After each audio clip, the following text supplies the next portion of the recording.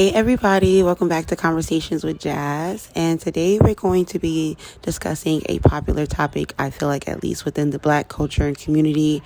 If you have not came across it yet, Columbus Short did make a few statements on his podcast, I believe. I'm not aware, I haven't seen it before, but he did make a few comments, and Dr. Umar ended up responding on the Breakfast Club.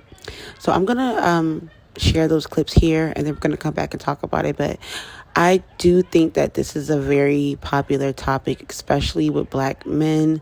I do feel like, yes, it could be a genuine preference, but then I also do feel like with a lot of Black men, there's a lot of stigma and stereotypes behind their reasons.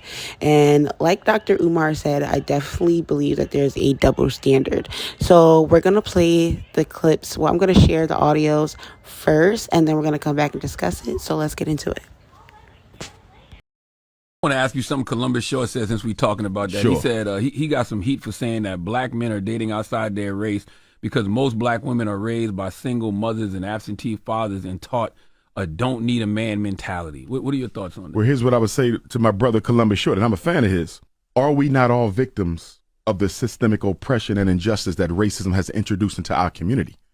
So just as you have Black women who didn't grow up with their father, you have Black men who didn't grow up with their fathers or their mothers. In other words, why is it acceptable for the Black man raised by a Black woman without his dad to reject a Black woman raised by her mother without her dad? I think sometimes Black men can be guilty of a double standard where we want a perfect offering when we ourselves are not a perfect offering. And to that point, I think Black men need to recognize the fact that one of the reasons we have so much conflict with Black women is because we don't operate on a masculine platform with some women all the time. We tend to operate on a female platform. For example, when a woman gets angry, rather than you trying to understand your queen non-emotionally. See, you can't have both people in a relationship with a low emotional IQ. Because if both people in a home, if you and your wife both have a low emotional IQ, if you and your wife both have a low emotional IQ, y'all going to argue over everything because nobody says,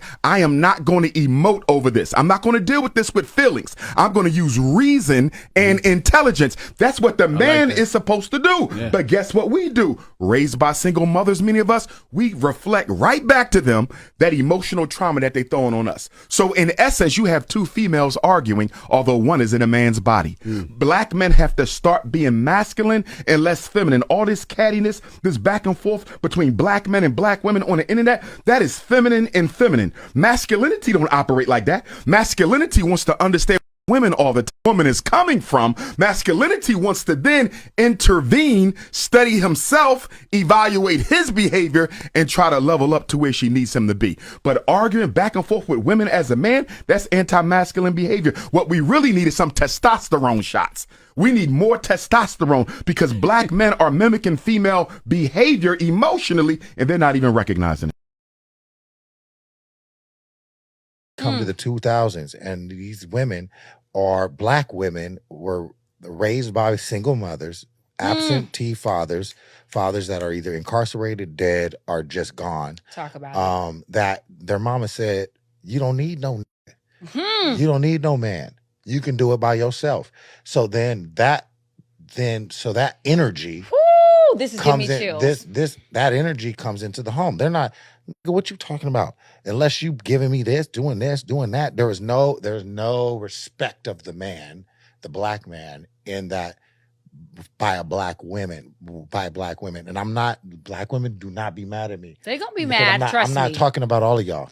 I'm saying they're gonna be mad. There's a majority of you guys that were that was raised without a father, so you have no respect for that. So what's the difference? Okay.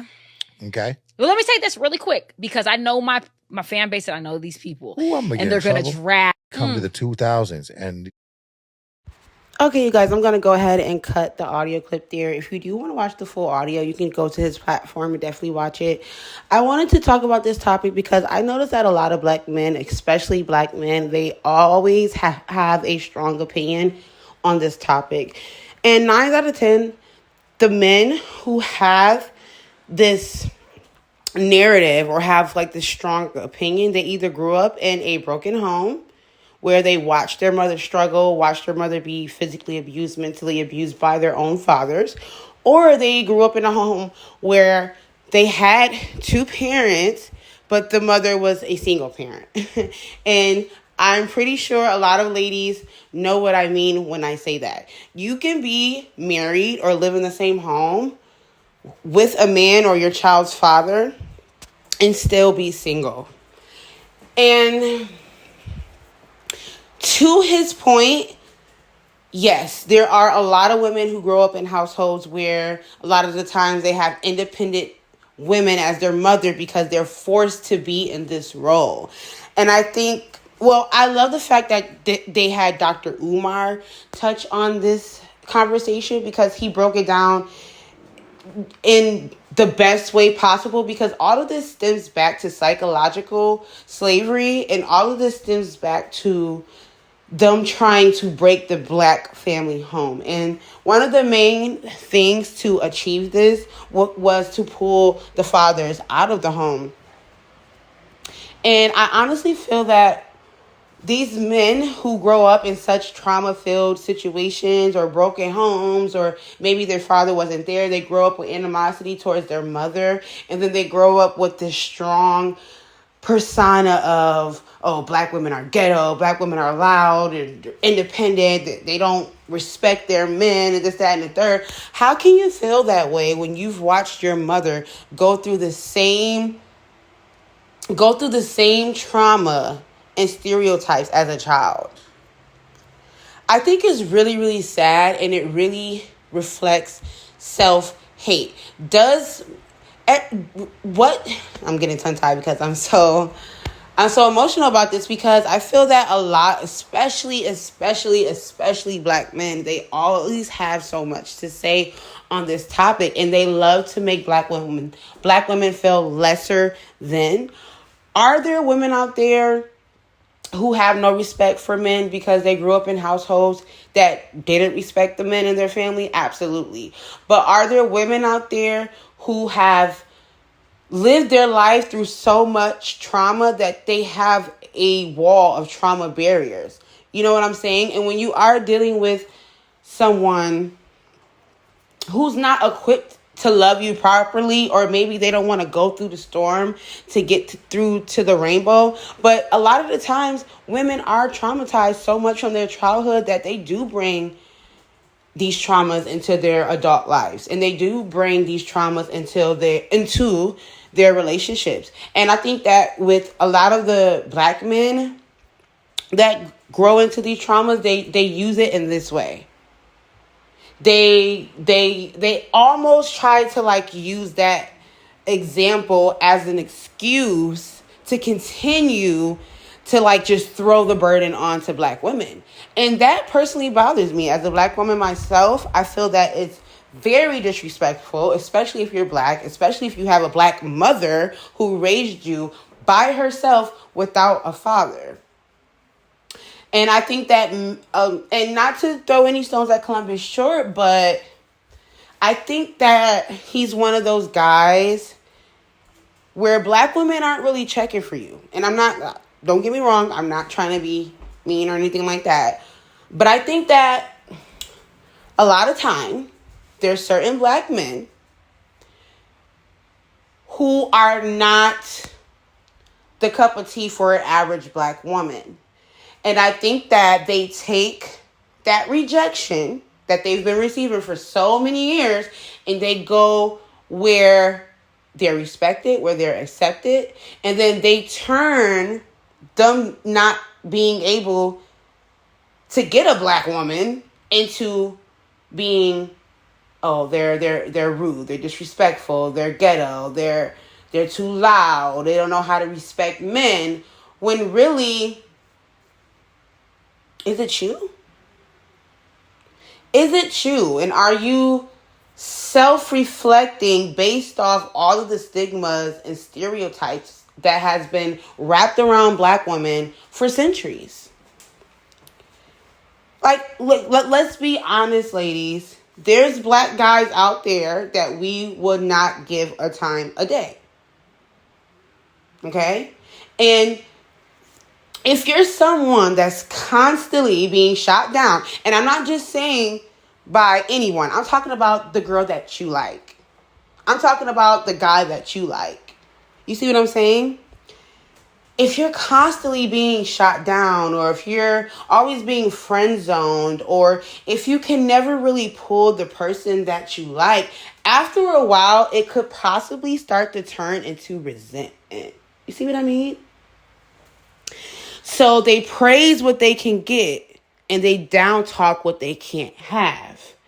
And to go back to what Dr. Umar says, if we're talking just historically, this has been a known process that has been thrown into the Black community for years. For years, they have psychologically tried to break down the Black family, Black man, Black woman for centuries. And this is scientific. You guys can go and look it up. Trauma is stored in DNA. Okay, so what happened to my mother's mother went to my mother. What happened to my mother went to me, and vice versa. Trauma is stored from ancestor to ancestor, from decade to decade, and it's within DNA. And I really feel like with conversations like this, it just really reflects a certain kind of self-hate.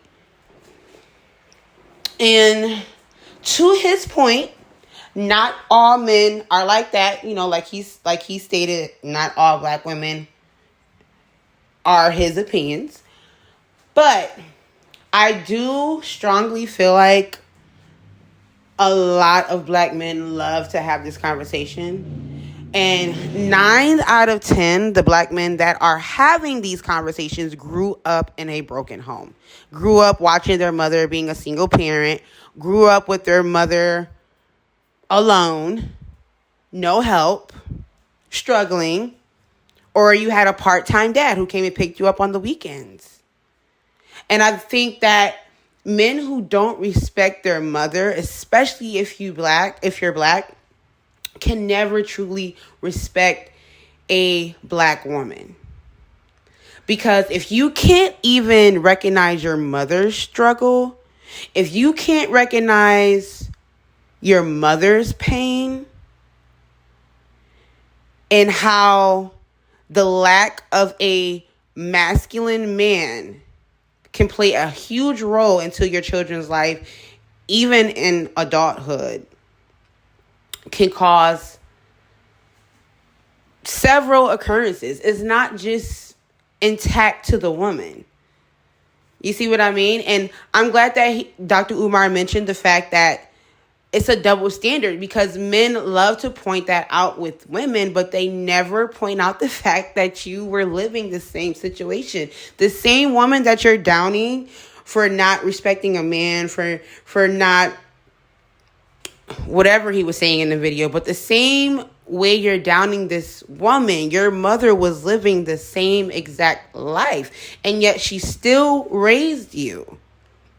You see what I mean? So I feel like this was a really good topic. I mean, definitely drop your comments below. How do you guys feel about this?